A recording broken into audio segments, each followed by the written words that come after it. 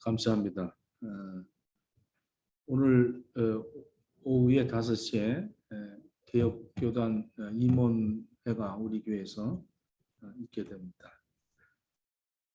이제 우리 개혁교단이 호주 또 아시아권에 많은 교회들을 세우고 있고 또 서로 사랑을 나누면서 협력하는 그런 교단으로 발돋움하고 있습니다. 우리 교회도 시대적으로 꼭 필요한 하나님의 쓰임받는 도구로서 이 일에 다 같이 협력해 주시면 감사하겠습니다. UN 국제연합본부 건물 앞에는 UN이 하는 일을 상징하는 그런 동상이 하나 세워져 있습니다. 그 동상이 전장 무기를 농기구로 만드는 그런 동상이죠. 칼을 쳐서 보습을 만드는 그런 그 인간의 모습을 조각한 것입니다.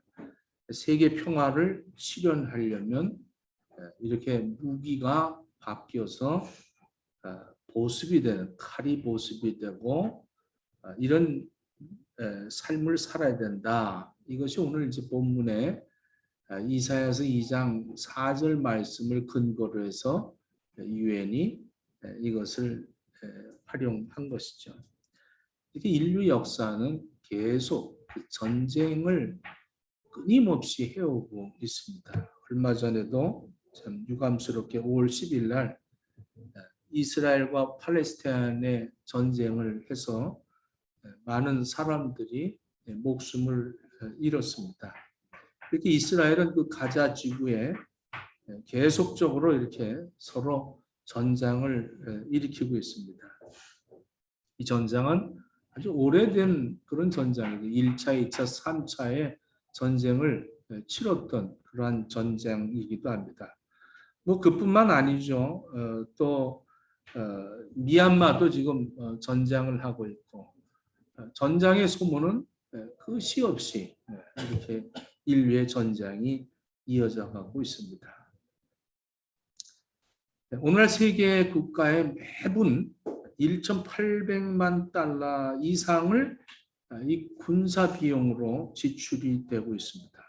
또 핵무기는 16,000메가톤을 이렇게 보유하고 있고 어마어마한 파괴력이죠. 또 그 매 시간에 1,500명이 어린아이들이 기아로 죽어가고 있는 참 모순된 거죠. 국방비가 어마어마하게 나가면서 아이들이 굶어 죽어가는 이러한 모습을 보게 되는 참 안타까움이 많습니다. 이뿐만 아니라 보이지 않는 전쟁도 있습니다. 우리가 지금 코로나 이 바이러스와 보이지 않는 그런 전쟁도 하고 있죠. 병균. 이뿐만 아니라 또 정신적인 전장이 있습니다. 정신적으로 참 고달픈 뭐 슬퍼도 웃어야 되고 참 또 분위기 파악을 하고 살아야 되는 그런 정신 세계에 우리들은 참 싸움이 계속 이어지죠. 슬픔, 괴로움, 고통 이런 건 뭐 보이지 않는 거지만 이것들과의 또 전쟁이 있죠. 그뿐만 아닙니다. 또 가정에도 전쟁이 있습니다. 부부 간의 전쟁, 형제들 간의 전쟁. 또 그뿐만 아니라 종교적인 전쟁이 있어요. 종교적인 전쟁. 이렇게 참 종교적인 전쟁도 끊임없이 지금까지 이어왔습니다. 그뿐만 아니라 영적 전쟁이 있습니다. 영적 전쟁. 이것은 사탄과의 이런 전쟁이죠. 시편 55편 21절에 보면 그의 입은 우유 기름보다 미끄러우나 그의 마음은 전쟁이요 그의 말은 기름보다 유하나 실상은 뽑힌 칼이로다 이렇게 말합니다. 이게 다중적으로 표현은 아름답게 표현은 행복하게 표현은 평화로운데 그 마음은 전쟁에 그의 혀는 칼과 같다. 시편 68편 30절을 보면 전쟁을 즐기는 백성들이 있다. 이렇게 얘기합니다. 이 모든 전쟁을 인간의 힘으로 어떻게 해결할 수 없다는 것은 누누이 우리가 역사를 통해서 알 수가 있죠. 전도서 9장 11절에 보면 내가 다시 헤아려서 보니 빠른 경주자들이라고 선차게 하는 것이 아니며 용사들이라고 전장에 승리하는 것이 아니며 지혜자들이라고 음식을 얻는 것도 아니며 명철한 자들이라고 재물을 얻는 것도 아니며 지식인들이라고 은총을 입는 것이 아니니 이는 시기와 기회는 모두에게 하나님이 주신다. 이렇게 말합니다. 사무엘상 17장 47절에 전쟁은 하나님의 손에 있다. 이렇게 말하고 있습니다. 오늘 본문 성경에서도 하나님께서 이사야 선지자 입을 통해서 평화의 시대가 오게 될 것을 말씀해 주고 있습니다. 칼이 변해서 쟁기가 되고 창이 변해서 낫이 된다. 참된 평화 시대를 예언하고 있습니다. 이것이 바로 복음이죠. 이 복음이 역사가 복음이 임하는 데는 평화가 임할 것이다. 전쟁이 끊기고 평화가 될 것이다. 무기가 바뀌어서 농기구가 될 것이다. 이런 얘기입니다. 이 평화가 온다. 이 평화라는 것은 히브리 말로 샬롬입니다. 샬롬. 이 샬롬이라는 것은 완성하다, 배상하다, 빚을 갚다, 보응하다, 평화롭게 지내다, 건강한, 평안한, 가득 찬, 친근함, 건강함 이런 것들로 표현되고 있습니다. 지금도 이스라엘에 가면 모든 사람들의 인사는 샬롬입니다. 샬롬, 샬롬. 하나님의 그 역사가 임하면 모든 사람들은 평안하다 이런 얘기죠. 이게 구약 성경 여러 곳에서 하나님의 샬롬을 이것은 인간의 힘으로 얻어지는 것이 아니라 하나님이 주시는 선물이라는 것을 누누이 말하고 있습니다. 샬롬이라는 것은 단순히 어떤 비전장의 상태를 얘기하는 것이 아닙니다. 협상을 해서 합의를 봐서 휴전하는 것이 샬롬이 아니라 이것은 인간의 힘으로 얻어질 수 없는 샬롬, 하나님이 주시는 샬롬이라는 거죠. 창조주 하나님이 창조의 질서 안에서 주시는 그것을 샬롬이라고 하는 겁니다. 하나님이 창조의 이 질서가 무너뜨린 인간들은 인간 스스로가 이 무너뜨린 창조를 섭리를 다시 회복할 수 없다는 것을 우리가 깨달아야 됩니다. 창세기 1장 2장 보면 하나님이 창조하신 그 샬롬의 본 모습이 기록되어 있죠. 태초에 천지를 하나님이 만드십니다. 그리고 모든 것을 만드시고 하나님의 형상대로 사람을 만드셨죠. 자연을 만드시고 그리고 사람을 만드셨어요. 그리고 서로 자연과 자연 사이나 사람과 사람 사이나 하나님과 사람 사이나 자연과 하나님 사이나 모든 그 사이라는 그 사이들이 전부 샬롬이었습니다. 평안이었어요. 평안. 그래서 하나님과 사람 사이는 얼마나 그 사랑으로 하나가 되었는지 모릅니다. 이것은 하나님의 말씀을 순종하면서 살도록 항상 순종하지 못하는 그 인간이 되지 않도록 그 중앙에다가 그 실과를 생명과를 놔두고 요것은 너희와 나와의 관계다. 이것을 먹으면 정녕 너희들은 죽는다. 그러므로 너희는 순종하고 살면 샬롬이다. 이렇게 얘기합니다. 하나님과 자연과에도 샬롬입니다. 자연이 하나님을 신뢰하고 순종하는 그런 관계였죠. 왜? 자연들도 하나님이 창조주시라는 것을 고백하였던 것이죠. 사람과 사람 사이도 샬롬이었습니다. 남자와 여자가 아담이 하와를 보면서 너는 뼈 중에 뼈리요 내 살 중에 살이로다. 얼마나 이렇게 무한한 그런 사랑을 나눴죠. 사람과 자연과도 늘 이 샬롬이었습니다. 자연끼리도 샬롬이었어요. 짐승들이 잡아먹거나 이렇게 그러지 않았습니다. 근데 이 평화가 지속되지 못하고 깨져버린 그 근본적인 원인은 인간의 욕심에서 나타났다는 사실입니다. 심리학자 프로이드는 이런 말을 했어요. 사람의 심리 본능에는 양면성을 가지고 있다. 살려고 하는 본능과 죽이려고 하는 본능이 있다는 거예요. 에로스와 타노로스라는 이 두 가지의 이 심리가 있는데, 본능이죠. 심리적인 본능인데, 살려는 본능과 죽이려는 본능. 그래서 살려고 무엇을 죽여야 한다는 것이죠. 다시 얘기해서 음식을 먹는 것은 무엇을 죽이고 있는 겁니다. 그것을 먹기 위해서 무엇을 죽이고 살기 위해서 먹는 것이죠. 무서운 이 참 원초적인 본능이 얼마나 무서운 건지 모릅니다. 인류의 역사는 투쟁과 전쟁의 역사입니다. 인간이 하나님께 불순종함으로써 평안을 이렇게 다 깨져버리고 맙니다. 그래서 하나님과 사람 사이에 평안은 깨져버렸죠. 인간이 하나님을 불순종함으로 내 그 본능적인 욕심을 충족하기 위해서 선악과를 따먹었던 것이죠. 하나님과 자연과의 사이도 평안은 깨져버리고 맙니다. 그래서 피조물인 뱀이 하나님을 배신하고 땅과 나무가 가시나무를 만들기 시작을 합니다. 사람과 사람 사이도 평화가 깨집니다. 아담과 하와가 서로 불신하고 책임을 전가하는 그런 모습을 보게 됩니다. 사람과 자연과의 사이도 평화는 깨져버립니다. 뱀, 땅, 가시나무, 인간을 괴롭히는 그런 것들이 계속 이어지는 거죠. 자연과 자연 사이도 평화가 깨져서 동물끼리 서로 이제 양육강식의 그러한 모습들을 보게 됩니다.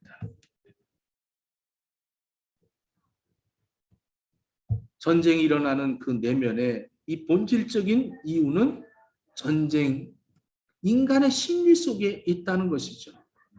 우리 인간 속에 공격 욕심이 있고 지배 욕심이 있고 소유 욕심이 있기 때문에 이 욕심들 때문에 전쟁이 일어나는 거예요. 하나님의 말씀은 이 사실을 아주 분명하게 명확하게 우리들에게 알려줍니다. 야고보서 4장 1절을 보면 너희 중에 싸움이 어디로 다툼이 어디로 쫓아나느냐 너희 지체 중에서 싸우는 정욕으로 쫓아나는 것이 아니냐 이렇게 말합니다. 그러니까 싸움이 일어나는 것은 우리의 정욕에서부터 싸움이 일어난다 이렇게 얘기합니다. 야고보서 1장 15절을 보면 욕심이 잉태한 즉 죄를 낳고 죄가 장성한 즉 사망을 낳느니라. 이것이 무슨 말입니까? 욕심, 지배욕이고 공격욕이고 소욕이죠. 욕심이라는 거예요. 이게 잉태하면 죄를 낳는다, 전쟁을 일으킨다는 거죠. 전쟁을. 그래서 죽는다는 거예요. 인간의 소유욕이 이렇게 모든 전쟁의 원인이 됩니다. 인간의 지배욕이 모든 싸움의 원인이 됩니다.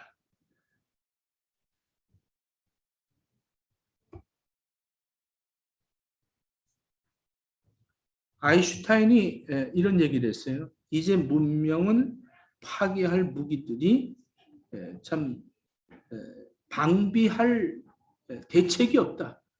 이 인류의 전쟁을 일으키기 위해서 파괴시키려고 하는 무기들을 만들어 놓은 것을 어떻게 없앨 만한 방책이 없다. 이런 얘기를 했습니다.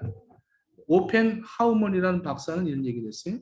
4차 세계대전이 일어나면 그때는 시체를 묻어줄 사람을 기대하지 말아라. 그러니까 4차 전쟁, 이제 마지막 전쟁, 이 전쟁이 일어나면 우리 인간을 묻어줄 인간은 없다. 이런 얘기입니다. 존 F 케네디가 이런 얘기를 했죠. 인간은 전쟁을 종말 지어야 한다.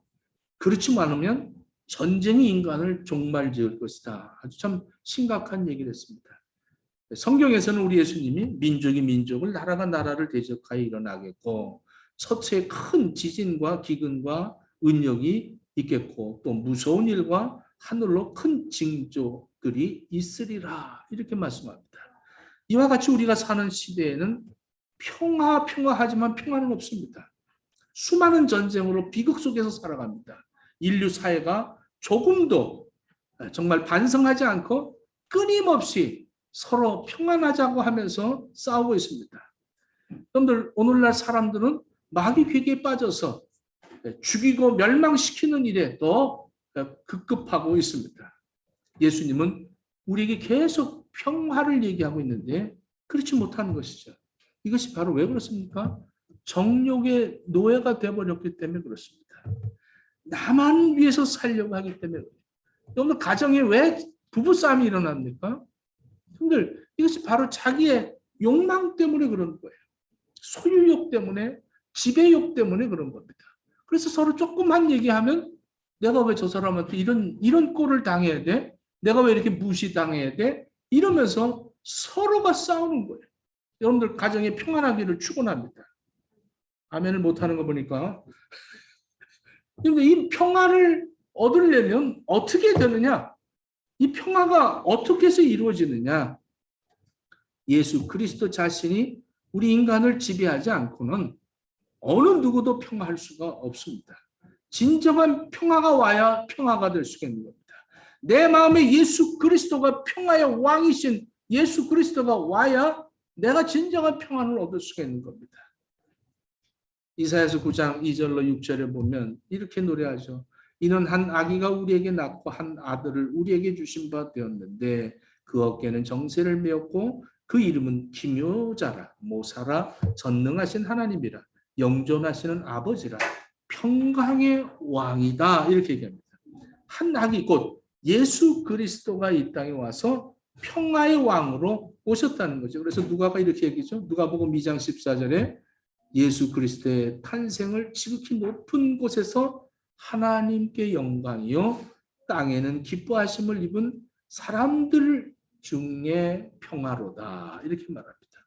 하늘은 영광이고 그 하늘의 영광이 이 땅에 와서 사람들에게 평화를 주었다. 모든 인간의 마음속에 정욕과 그 욕심과 죄악이 그리스도가 오는 순간에 제거되어지고 새로운 피조물이 되어질 때에 그때 평화가 생깁니다. 그래서 사랑하게 되고 희생하게 되고 양보하게 되고 순종하게 되고 화해하게 되고 이해하게 되고 이런 진정한 평화가 생기기 시작을 하는 겁니다. 마태복음 26장 52절에 보면 예수님은 베드로를 향해서 이렇게 말합니다. 내 검을 도로 집어 꽂으라. 검을 가지는 자는 다 검으로 망하느니라. 이렇게 말합니다. 어떤 무력으로 해서 평화를 얻는다. 무력으로 해서 나를 보호받는다. 무력으로 해서 내가 승리한다. 이것은 아니라는 거죠. 예수 그리스도를 영접한 심령은 갈등과 미움, 두려움이 끝나고 평안이 생긴다는 겁니다. 예수 그리스도를 모신 가정은 평안한 거예요. 할렐루야. 서로가 이해하고 서로 사랑하고 서로 기쁜 거죠. 예수 그리스도를 모신 사회와 민족은 싸움과 전쟁이 끝나고 평화가 임한다는 겁니다. 여러분들 가정의 전쟁이 멈추고 평화가 오려면 예수 그리스도밖에 없습니다. 평화는 하나님으로부터 내리워주는 선물이기 때문에 그렇습니다. 그러나 현실이 어떻습니까? 다 여러분들 다 예수 믿고 예수님 모셨다는데도 여러분들 정말로 평안하십니까? 현실에 보면 그렇지 못할 때가 얼마나 많습니까? 말일이라고 합니다. 오늘 본문 말씀해 보니까 자, 4절 말씀 한번 다시 보겠습니다. 2절부터 4절을 같이 한번 읽겠습니다. 말일에 여호와의 전에 산이 모든 산 꼭대기에 붙게 설 것이에요. 여기서 말일에 이렇게 얘기합니다. 말일. 이 말일이라고 표현한 이 말은 모든 날의 끝날을 얘기하는 것입니다. 이것은 모든 날들의 끝을 말일이라고 합니다. 말일에 바쁘죠? 말일에 말일 하면 굉장히 참 끝나는 날이다. 참 일을 많이 한 사람들은 말일을 기다리잖아요. 뭐를 기다리는 거예요? 그게 월급을 기다렸어요. 그래서 말일에 이러잖아요. 말일에 다 계산할게 이렇게 얘기를 합니다. 그러니까 참 노력하고 수고한 사람들은 말일을 기다려질 것 같아요. 여러분들 말일 호주는 이제 주급으로 하니까 이 주말도 주일 한 주의 마지막이죠. 이 말일에 하나님의 그 말씀이 우리에게 임한다는 거죠. 이 말씀이 임하면 그 이제 모든 것이 말일이 되어진다는 건데 역사의 흐름에 모든 것이 끝이 난다. 이 평화가 문명과 정치, 정책, 모든 지식의 산물 이 모든 것들을 끝나는 그 순간에 하나님의 평화가 옵니다. 저는 이 말씀이 굉장히 아주 마음에 확 와닿는 게 뭐냐면 말일, 나의 자신의 말일은 뭘까? 하나님의 말씀이 나에게 임하면 내 죄가 마지막으로 회개할 때 회개하고 옛사람이 죽어질 때가 말일이 아닌가.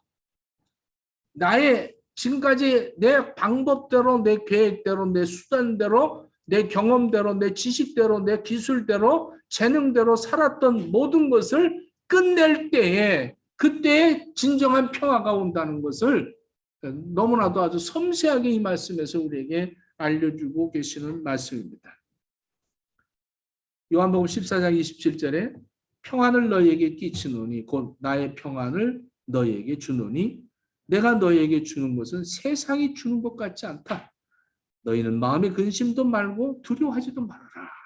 주님이 주시는 이 평안을 얻는 순간에 이제부터는 나는 모든 것들, 지금까지 살아왔던 모든 방법은 끝나고 주님이 주시는 그 평안을 가지고 살아갈 수 있다는 거예요. 예수님이 부활하신 후에 제자들에게 처음으로 하신 말씀이 뭡니까? 평안하냐? 이렇게 물어봤어요. 평안하냐? 평안이 너희에게 있을지어다. 평화의 시작에 불과한 거예요. 평화하냐? 이 평화를 받게 되면 그때부터 이제는 말일 끝났고 이제는 새로운 날을 얻게 된다는 사실입니다. 열방을 다스리는 왕, 세상의 모든 나라의 건주들을 다 하나님이 다스리고 계시다는 사실입니다. 세상은 절대 사람이 다스릴 수 없습니다. 무슨 대통령이 다스리고 그거 아닙니다. 창조주 하나님이 다스리는 거예요. 섭리하시고 구속하시는 그 하나님이 인간의 육신을 입고 이 땅에 오셔서 우리에게 평안을 주시려고 오신 것이죠. 하나님이 친히 다스리고 계시는 거예요. 그래서 하나님이 다스릴 때 사람을 찌르고 베고 죽이기 위해서 준비해 놨던 그런 칼들, 이 칼들이 바뀌어서 보습이 된다. 내가 지금까지 살아왔던 수단과 방법과 모든 것들은 전부 공격형이고 나 방어용이고 나만을 위해서 내가 배웠고 나만을 위해서 내가 돈을 벌었고 나만을 위해서 기술을 쌓아나왔고 나만을 위해서 나 살기 위해서 어떠한 그런 수단과 방법을 가리지 않고 내가 많은 것들을 내가 획득하고 있다 할지라도 하나님의 평안이 나에게 임하게 되면 그때부터 이것들을 바꾸어서 이제는 죽이는 것이 아니고 찌르는 것이 아니고 살리는 그러한 도구로 바뀌게 된다는 사실입니다. 여러분들의 생각도 바뀌고 언어도 바뀌고 여러분들의 행동도 바뀌고 여러분들의 물질이 쓰는 그런 방법도 바뀌고 모든 것들이 평화로 바뀌게 된다는 거예요. 이런 역사가 임하기를 축원합니다. 과거에 우리나라 일제 압박할 때 일본 사람들이 어떻게 했어요? 우리나라 수조 다 뺏어가고 호미 뺏어가고 낫 뺏어가고 전부 그런 강철들은 다 뺏어가서 대포를 만들었어요. 대포. 무기를 만들었다. 그렇게 도구를 무기로 만든 일본은 망해버리고 말았죠. 평화. 이 평화를 위해서 정말로 주님께서 이 땅에 오셔서 나에게 왔다면 여러분들의 무기가 이제는 기구로 바뀌어져야 하는 거예요. 여러분들의 언어도 바뀌어지고 여러분들 생각하는 것도 바뀌어지고 여러분들 욕심도 바뀌어지고 이런 역사가 임하기를 예수님 이름으로 축원합니다. 평화를 위해서 우리 주님께서는 이렇게 말씀합니다. 마태복음 10장에 이렇게 말하죠. 내가 세상에 평화를 주러 온 줄로 생각지 말라. 평화 아니요 검을 주러 왔노라. 내가 온 것은 사람이 그 아비와 딸이 어미와 며느리가 시어미와 불화하게 하려 함이니 사람의 원수가 자기 집 식구리라. 이렇게 말합니다. 이런 얘기 들으면 앞뒤가 안 맞는 거 아닌가 이렇게 생각합니다. 그럼 예수님께서 이 땅에 오실 때 평화의 왕으로 오셨는데 평화를 주러 이 땅에 오셨을 때 먼저 무엇을 했느냐? 평화를 위해서 예수 그리스도는 영적 싸움을 했다는 사실입니다. 세상의 평화를 이루는 방법으로 평화가 오기 위해서 이렇게 어떤 세상 방법이 아니라 갈등과 싸우고 영적 싸움을 하셨다는 거예요. 그것이 뭐예요? 예수님께서 이렇게 말합니다. 발꿈치를 무는 뱀의 머리를 짓누르기 위해서 왔다는 거예요. 죄가 엄연히 존재하고 있다면, 죄가 있으면 죄악 때문에 전쟁은 끝나지 않는 겁니다. 내가 죄를 짓고서 평안하다, 그렇지 못합니다. 회개해야 평안이 오는 거예요. 할렐루야. 내가 회개하지 않고 어떻게 예수 그리스도가 내 안에 오겠어요?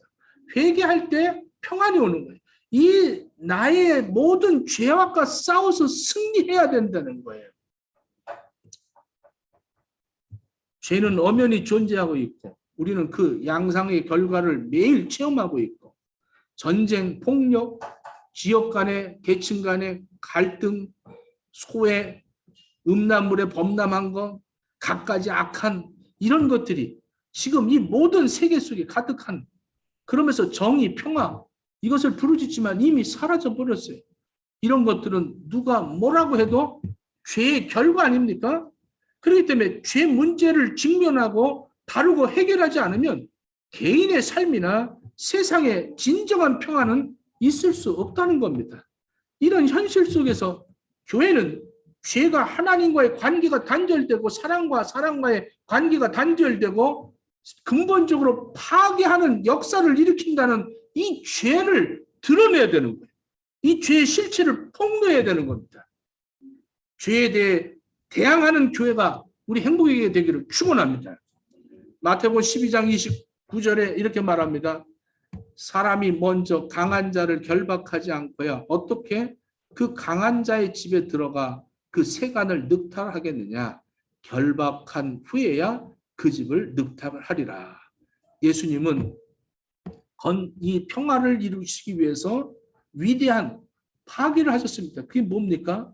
평화를 만드시기 위해서 죄를 완전히 정복하셨어요.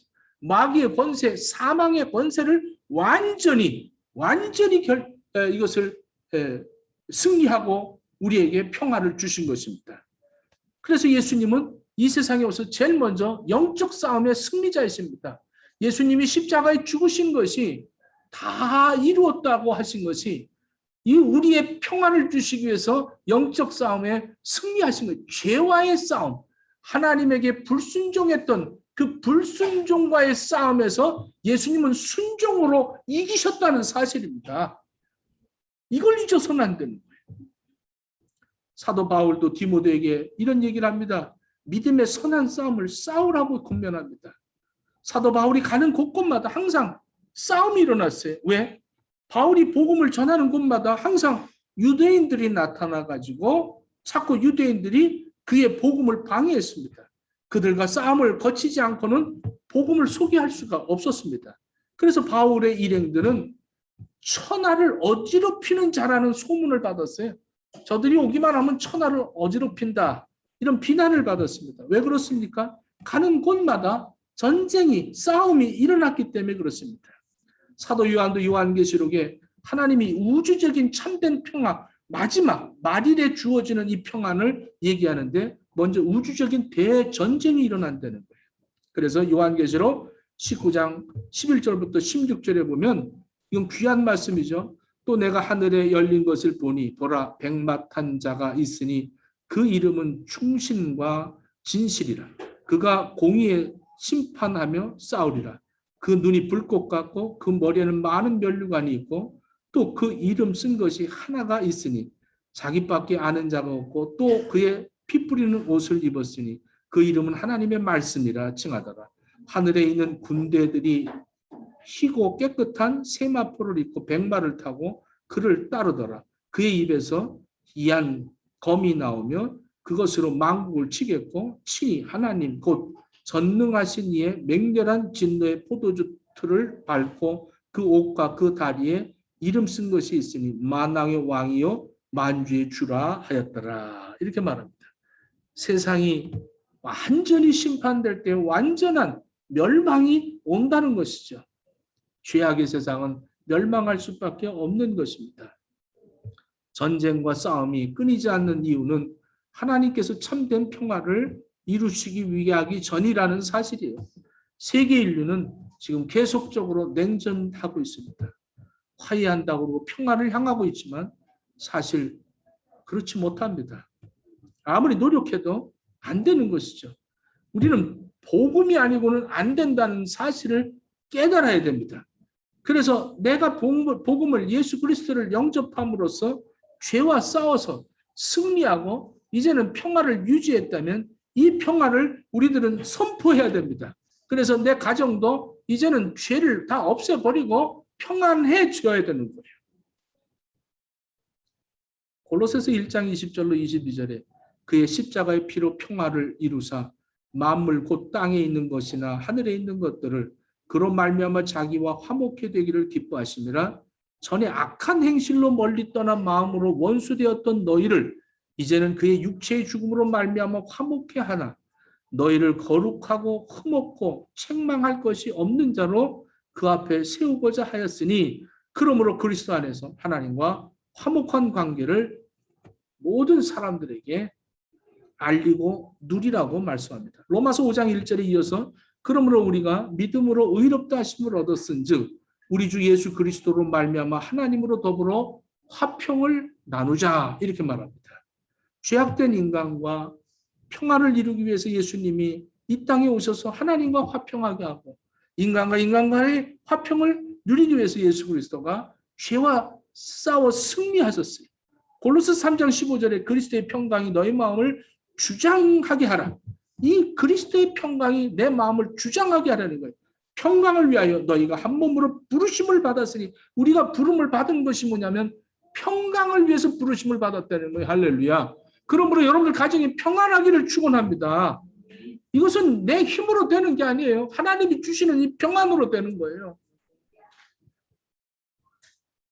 그러므로 신자들은 평화를 만들어가는 사람들입니다. 마태복음 5장 9절에 이렇게 말합니다.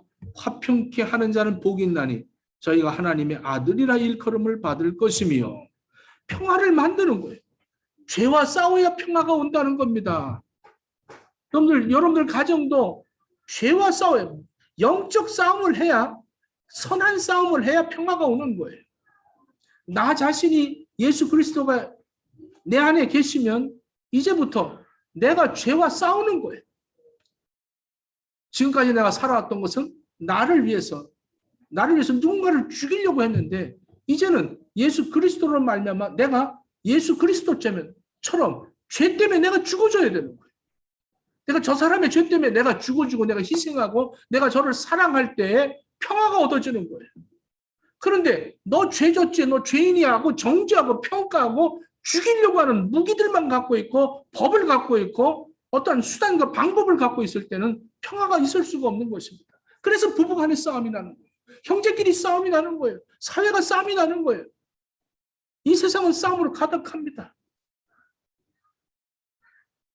평화를 경험한 사람들이 온 세계를 평화로 만들어 나가는 것이 하나님의 뜻이고 하나님이 우리를 부르신 목적인 거예요. 그래서 우리는 죄와 싸우는 거예요. 평화를 외치는 거죠. 부부싸움하고 화해 평화합니까? 부부싸움하고 어디 여행 갔다 오면 평안합니까? 부부싸움하고 저녁 맛있게 하면 평안합니까? 껴안고 있으면 평안합니까? 진정한 평안은 거기 없어요. 정말로 내 욕망 때문에 그렇죠. 내가 내 정욕 때문에 내가 살기 위해서 내가 온전하다고 주장하기 위해서 누군가를 눌러야 되고 누군가를 정복해야 되고 누군가를 다스려야 된다고 생각을 합니다. 있으면서도 더 가지려고 하는 것이죠. 여러분들 예수님을 영접했다면 내가 그때부터 죄와 싸워서 승리한 거 아닙니까? 이젠 회개한 거 아닙니까? 그래서 하나님은 날마다 회개하는 자를 찾으시는 거예요. 의인 99보다 죄인 하나를 통해서 하나님의 나라는 큰 잔치를 일으킨다는 거예요. 우리는 매일같이 회개하는 자가 되어야 됩니다. 내 죄 때문에 내가 잘못해서 그렇습니다. 부부끼리도 나 잘못입니다. 내가 죄에서 죽어야지 하고 내가 십자가 져야 되는 거 아닙니까? 할렐루야. 네가 잘못했다는 거예요. 항상 네 잘못이다. 네가 실수해서 그렇다. 먼저 평화를 경험한 자로서 온 세상에 평화를 주시고자 하시는 하나님의 뜻을 깨달은 저와 여러분들은 마땅히 평화를 만들어가는 것입니다. 평화는 만들어가는, 하나님이 평화를 만드시기 위해서 이 땅에 육신을 입고 오셔서 평화를 만드시기 위해서 죄와 싸우시고 평화를 만드시기 위해서 하나님의 말씀을 순종하고 이루신 것처럼 우리들도 이 평화를 만들어가는 거예요. 내 가정의 평화를 만들기 위해서 내가 정말로 희생할 수 있고 내가 십자가를 질 수 있고 내가 평안을 만들기 위해서 이제는 내가 나를 위해서 사용했던 모든 도구를 이제는 오늘 본문의 말씀처럼 이제는 무기가 이제는 호미로 무기가 농기구로 바꿔줘야 한다는 거예요. 안데스 산맥 높은 곳에 청동으로 만든 예수 그리스도의 상이 이렇게 서 있습니다. 그 발판에는 이 화강석으로 되어 있고 그 동상 그 동상 밑에는 이렇게 써 있답니다. 아르헨티나와 칠레가 구속주이신 그리스도의 발 아래서 평화의 서약을 깨뜨리면 이 산들은 곧 가루가 되리라. 이렇게 써 있다고 그래요. 영국은 오랫동안 이 국경 문제로 분쟁을 하고 있었던 이 칠레와 아르헨티나의 이 국경 문제가 이제 1903년 5월 28일 날 이 영국이 서로 중재를 해서 이 분쟁을 이제 종식을 합니다. 그래서 조약을 맺죠. 여기까지가 칠레고 여기까지가 아르헨티나다. 그래서 이 산맥을 중심으로 해서 이렇게 해놨습니다. 이것을 이제 축제하면서 서로 양쪽 나라가 막 이제 평화를 얻어서 이제 싸움을 안 하려고 막 축제를 했습니다. 이때 가장 이 영국과 이 정치적인 수고를 한 사람이 바로 이제 쇼나라 코스타라는 여자였습니다. 이 여자가 기념물을 세웠어요. 기념물을 세웠는데 그걸 뭘 새겼냐면 칠레 사람들이 싸우던 그런 모든 그 전장 기구들 이 화포를 녹여서 그리스도의 동상을 이 칠레에서 만들었습니다. 칠레에서 만들어서 그 동상을 이제 평화의 이제 협정으로 거기다가 예수님의 동상을 세워놓은 것입니다. 그런데 이 동상 때문에 오히려 다시 한번 갈등을 갖게 됩니다. 동상을 세웠는데 이 예수님의 동상이 아르헨티나를 향하여 있고 이 예수님의 등이 칠레를 향해 있습니다. 그러니까 칠레 사람들이 굉장히 아니 어떻게 왜 예수님의 동상이 우리를 등 돌렸냐 이렇게 막 이제 들먹이고 일어나기 시작을 했습니다. 이렇게 참 서로가 이제 예수님 동상 세워놓고 평화를 누리다가 오히려 지금 이렇게 감정이 점점 거칠어지고 있었죠. 그런데 신문에 한 기자가 이 보도를 이렇게 냈습니다. 예수님의 얼굴이 아르헨티나를 향하여 섰게 계신 그 이유가 뭐냐? 아르헨티나가 칠레보다 더 예수님의 보살핌이 필요한 것이기 때문에 그렇다. 이 기사를 보고 칠레 사람들이 전부 박수를 쳤다고 그래요. 한 사람이 그 아르헨티나가 더 예수님이 더 필요하지 않냐라는 그 기사 하나 때문에 이 칠레의 감정을 수그려뜨렸다. 이렇게 말하고 있습니다. 참 어려운 가운데 애쓰고 노력하고 참 예수님 안에서 더불어 평화를 만들어 가려고 하는 저와 여러분들 예수님을 모시고 살아가면서 아직도 자신과 또 부부간에 또 형제들끼리 이웃간에 또 교인들끼리 왜 싸움이 있습니까? 아직 죄가 있기 때문에 그런 거 아니겠어요? 마귀 권세를 이기려면 하나님의 말씀을 순종해야 됩니다. 말씀이 육신을 입고 오셔서 우리에게 평화를 주시지 않습니까? 내 욕심을, 내 생각을, 내 재능을 내가 가지고 있던 싸우던 모든 무기들을 다 녹여서 보습으로, 호미로 만드십시오. 여러분들이 지금까지 갖고 살아갔던 모든 것들을 예수님을 만드십시오. 거기서 예수님이 나타나도록 만들어야 됩니다. 주님의 형상이 여러분들에게 만들어지기를 축원합니다. 내 생각으로, 내 마음, 내가 가졌던 계획, 내가 가지고 있던 물질, 내가 가지고 있던 재능, 내가 가지고 있던 지식, 내가 경험했던 모든 그런 추억들, 모든 것들이 이제는 예수님이 내 안에 오셔서 말씀이 살아서 역사함으로써 말씀을 순종하고 그것을 성취하고 이루기 위해서 내가 그것으로 예수님의 형상을 만들어가는 그러한 저와 여러분 되어지기를 축원합니다. 이것이 진정한 평화입니다. 기도하겠습니다. 우리 행복의 교회가 이제는 나 살기 위해서 만들어 놓은 모든 무기들을 녹여서 함께 살 수 있는 보습과 호미로 만들어가는 예수님의 형상을 만드는 복된 그러한 행복의 교회 식구들 다 되어지도록 허락해 주시옵소서. 예수님 이름으로 기도드립니다. 아멘.